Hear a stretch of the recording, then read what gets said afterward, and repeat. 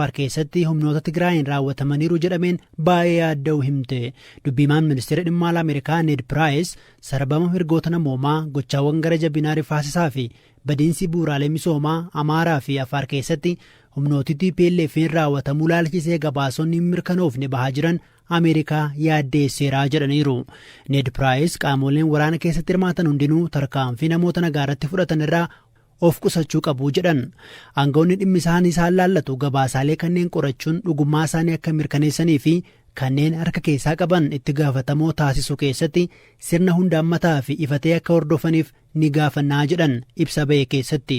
Mootummaan bakkeewwan finciltoonni Tigraay to'atanii turanii fi dhiyoorraa gadhiisisetti ajjeechaa jumlaa, saamicha, mancaatii fi miidhaawwan salqunnamtii wal qabatan finciltoota Tigraayin raawwatu jechuun himateera. TPLF addatti ibsa US fi ibsawwan mootummaan kennaa ture irratti waan dubbate dhibus kana dura himannaa akkanaa balaaleffataa tureera. Ibsi mootummaa kun gabaasaalee dhaabbilee mirgoonni namoomaa kana dura baasaa turanii wal sima. Waraana kaaba Itoophiyaa tureen qabeenyi guddaan jalaa barbadaa'u Yuunivarsiitii Walloo BBC'tti himeera. Yuunivarsiitiiwwan naannoo Amaaraa argaman keessaa tokko kan ta'ee fi magaalota Dasee fi Kombolchaatti damee kan qabu yuunivarsiitichi qabeenyi biiliyoona 10 ga'u jalaa manca'uu himeera. Lola torban muraasa darban taasifameen waraanni mootummaa magaalota kanaa fi kaan finciltoota Tigraay harkaa deeffateera. Ta'us miidhaan ga'ee guddaa waan ta'eef deeggarsi gama mootummaa yoo taasifame hojiin baruu fi barsiisuu eegaluu danda'a jedhu pirezidaantiin itti aanaa yuunivarsiitichaa Dr. Amaara Matukku. ኦልሞስት ዩኒቨርሲቲው የለም የሚባል ነው የለም ደረጃ ላይ አድርሰዋል። akka yaada isaaniitti yuunivarsiiticha sadarkaa hin jiru jedhamurra geessisaniiru. Gamoowwan kolleejjii 2 akkasumas laaboraatooriiwwan haalaan miidhamaniiru. Kan barbadaa'anis kan saamamanis jiru. Yoo mootummaan itti amane carraan dhaabbata barnoota olaanoo kana hojii eegalsiisuu ni jira jedhamee amanama. Badiin guddaa yuunivarsiitii keenyarra finciltoota Tigraayin alatti haleellaa diroonii mootummaanis qaqqabee jira. Gamoon 2 guutummaa guutuutti barbadaa'e. Akkasumas galmi guddaan barattoonni itti eebbifaman akkasumas gamoon bulchiinsa yuunivarsiitichaa manca'aniiru. Farnicharoonni, kompiitaroonni manca'aniiru yookaan saamamaniiru. Badii kana furuun yuunivarsiiticha bakka dur turetti deebisuuf gabaa amma jiruun yoo laalle kan yuunivarsiitii Walloo qofa gara birrii biiliyoona 10 ni gaha. Finciltootni kaampaasii Kombolchaa buufata leenjii isaanii kaampaasii Dasee immoo buufata ajajni irraa kennamu akkasumas bakka itti wal gahan godhanii turan. የማዘዣ ጣቢያቸውም ፕላስ የስልጠና ቦታ ኮምቦልቻ ካምፓሱን የስልጠና ቦታቸው ነበር ያደረጉት። ፕላስ የደሴ ካምፓሱን ደግሞ የማዘዣ ጣቢያ አድርገው ስብሰባ ቦታም የነበረ ነው ማለት ነው።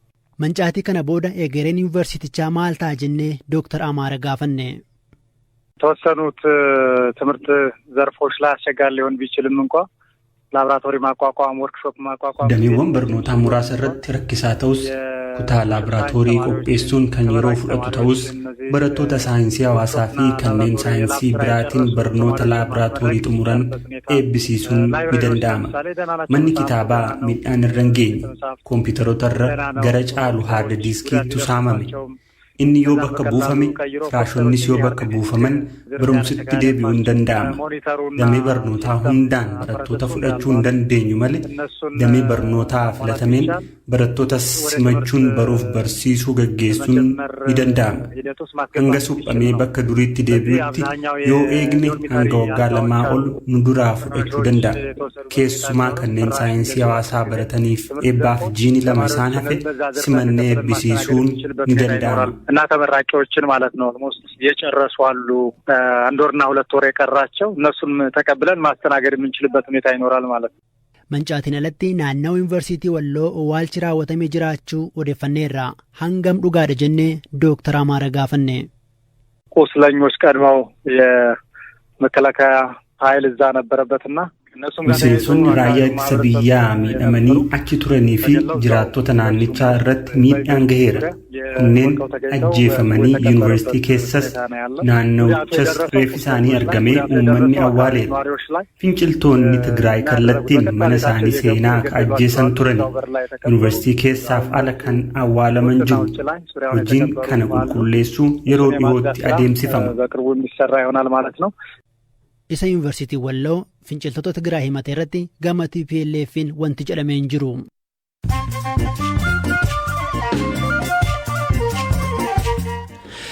Dhaggeeffattoota keenya sagantaan BBC Afaan Oromoo kallattiidhaan isin bira gahaa jira. Mamoodduuwwan gaggabaaboon isinitti himaa. Mootummaan walga'ii addaa manni maree mirgoota namummaa UN waa Itoophiyaa irratti mari'atuuf waame morme. Ministeerri dhimma alaa Itoophiyaa ibsa baaseen qorannoon walloo UN fi koomishiniin Itoophiyaa dalagan hordofee tarkaanfiin fudhatame osoo jiruu lammata addatti dhimma Itoophiyaa irratti mari'atamuuf waamichi taasifamu isaan gaddeeraa jedheera.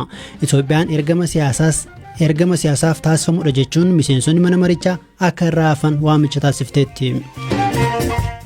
Obomboleettiin Ameerikaa bulchiinsa Keentaki keessatti mudate hanga ammaatti namoota 64 galaafate. Balaa uumame hordofee maatiin oduu fira isaanii dhabanii dhaga'uuf wayita eeggataa jiranitti barbaachi namoota badanii itti fufeera. Ministeerri muummee Sudaan Abdallaa Hamdook bulchitoota naannolee kanneen ajaja waraanaa biyyattii kan baatii onkololeessa keessa fonqolcha mootummaa gaggeessee tureen muudaman kaasan.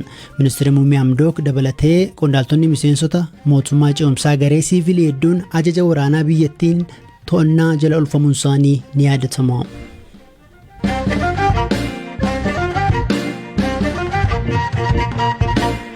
Oduu biraattan ja'a erga mootummaan torban 2 dura magaalaa seena qabeettii Laalibalaa to'achuu ibsee booda dilbata kaleessaa finciltoonni TPLF magaalattii to'achuun dhagahame.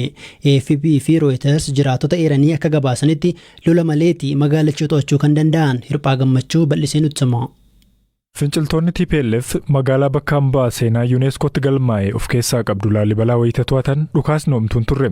Laalibalaan bakka argama bataskaana dhagaarraa bocaman qabdu beekamtu yoo taatu baatii hagayyaa darbe humnoota Tigraayin to'atamtee turte. Erga humnoonni federaalaa to'atanii guyyoota 11 booda immoo finciltoonni deebisanii to'achuun dhagahame. Namni ta'ii sana ijaan arge tokko Reutersitti akka himetti humnootiin mootummaa federaalaa wajjiniin wal waraanan halkan gaafa sanbataarraa kaasuun Laalibalaa dhiisanii bahaa turani. Namni kun akka jedhutti kanneen hafan dilbata ganama bahan dhukaasa fageenyarraa kan dhageenye halkan duraa ture. Garuu humnoonni TPLF dhukaasa tokko malee deebisanii magaalaa Laalibalaa to'atanii jedhan. Namni kun adda bilisa baasaa Tigraay wabeeffachuun AFP'n akka gabaasetti magaalaa Gaashanaa kan dhiyeenya Laalibalaatti argamtu dabalatee deebisnee aleellaa bal'aa gaggeessaa jira jedhan. Dhimma kanarratti hanga ammaatti gama mootummaatiin yaadni kenname humtuun jiru.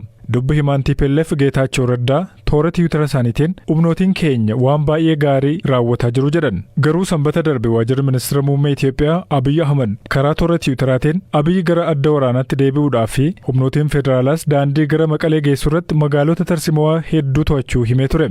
Torban darbe jiraatonni Laalibalaa AFP'n dubbise loltoonni TPLF bakka qulqulluu naannoo Amaaraa keessatti argamu kanaaf eegumsa taasisan illee uummata magaalittiif garuu jireenyi rakkisaa ture jedhan. Finciltoonni irra deebiidhaan nyaataa fi bilbila moobaayilii barbaadu. Akkasumas kuusaa qorichaa hatanii jechuun AFP'n kan gabaase. Jiraataan tokko namoonni baay'een magaalittii gadhiisanii bahaa jiru tarii haaloo ba'uu danda'u jechuun waan yaadaniifi jedha. Duraan yoo Tigroonni ba'an gammachuu keenya ibsannee turree jedhan. Dilbata ministeera muummee Abiy erga humnoonni TPLF buufata waraanaa mootummaa federaalaa kan kaaba biyyattii irratti aleellaa raawwatan jedhaniin booda waraana gara naannoo Tigraayitti ergan. Isaan boodas humnoonni federaalaa waraana torbanoota muraasa gaggeessaniin magaalaa Maqalee to'atanii turan. Haa ta'u malee waxabajjii keessa finciltoonni cimuudhaan deebi'anii naannoo Tigraay qabachuun gara naannolee ollaa Amaaraa fi Affaaritti babal'achuu eegalan. Finciltoonni gara magaalaa guddoo Finfinneetti dhiyaachaa dhufuu isaaniitiin biyyoonni akka United Kingdom, Ameerikaa fi kaan hedduus yaaddessuun lammiilee isaanii Itoophiyaa keessaa akka ba'aniif kan gaafatan baatii darbe keessa ture. Erga yeroo sanaatii kaasee waraanni federaalaa magaalota baay'ee daandii gara Finfinneetti geessu irrattis argaman deebisee to'ateera. Waraanni waggaa tokko oliif gaggeeffame rakkoolee namoomaa bal'aa qaqqabsiiseen naannolee Tigraay, Amaaraa, Affaar keessattis namoonni miliyoona 9 ol ta'an midhaan nyaataa saffisaan akka barbaachisu dhaabbanni biyyoota gamtoomanii himeera.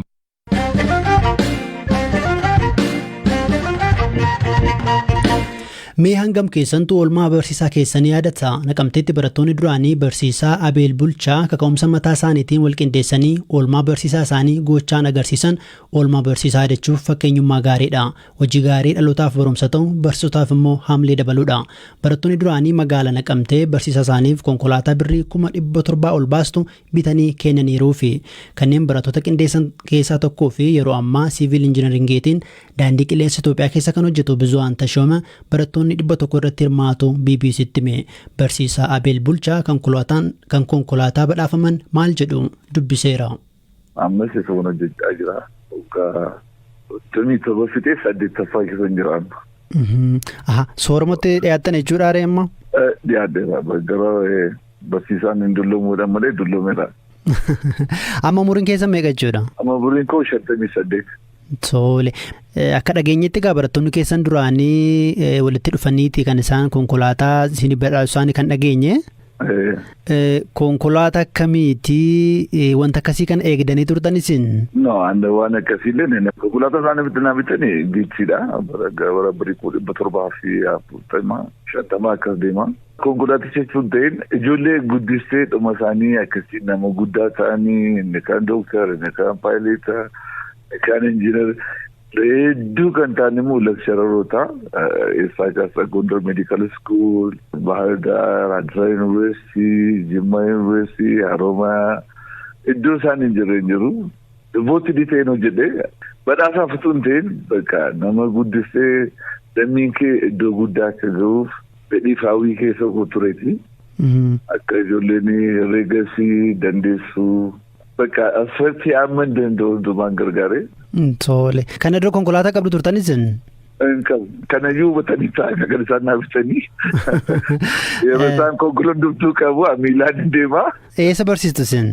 Amma mana tamaarii dhuunfaan hojjedha kanurraa missionaariitii innovative jedhu. Boarding innovative academy dhuunfaati kan inni hojjechaa jiru. Magaalaa Finfinnee jechuudha. Egaa miindaan barsiisotaan beekama ammatti garuu booda kana fooyyee qaba gaarii ta'uusaa dhageenya. Kana dura garuu barsiisaan qarshii miindaa argatu ol kaatee konkolaataa bitaa wanni jedhan kun ulfaatu mala. Tarii konkolaataa kana oofaatti jirtu moo oofuuf eeyyama baaftaniittu maalitti jirtu? Anillee waan akkasii baruun badaan natti ulfaatu dafeeruma baruu nan danda'a deema yaada oofuus nan danda'a amma. Garuu duraan nama konkolaataa oofuun ni rakkinni bitachuu bakka adda adda jechuun yaadu waan akkasii. Amma barsiisonni baay'ee nama waa'ee mindaaf kaase. Har'ayyuu jireenyi barsiisaa mindaadhaan Itoophiyaa keessa jiraata akka yaaddi. Iddoo fedhe yoo jiraatte of qabdee siyaajamanii torban lamayyuutti sarvaayivii gochuun dandeessu mindaa amma jiru akkuma biyyaatti. Baay'een itti gammada gaafa riizaaltii sanii argitu. Kontribuushinii mataa gootii keessa ofii koo amansiisee maqaan jiruu fi. Amma barattoonni keessan duraanii walitti dhufanii konkolaataa bitan isinii kennaniiru. Isin immoo konkolaataa caalaa bakka barattoonni kun ga'antu na gammachiiseera naan jettanii erga isin kaaftanii hariiroon barataaf barsiisaa yeroo kana yoo akkamtee wayya jettu isin akka nama muuxannoo waggoota dheeraa barsiisummaa keessa turetti. Yeroo baay'ee maal jedhu barsiisaa ture barnooti jedhu garuu barnoota ammayyuu hin caalasa duri aan akka yaadutti anis baradheen darbee yeroo barachaa ture barsiisaa fi barataa gidduu reeleeshiniin jiru baay'ee gadaadha. Hawwii kee fedhii kee ittiin himtu ani immoo ijoolleen barsiisee akka hiriyaatti akka obboleessaatti akka abbaatti maqaatti dhiyaatee fi barataan darbee mataa kee yaabbatu si kabaje yaa'u. Yoo garaa keetii hojjettee jaallata. Dhaggeeffattoota keenya sagantaa BBC Afaan Oromoo caqasaa jirtu sagantaan keenya irraa kanumaan xumuramee boor kibxata walitti deebina ammayyuu taanaan ture halkan gaarii.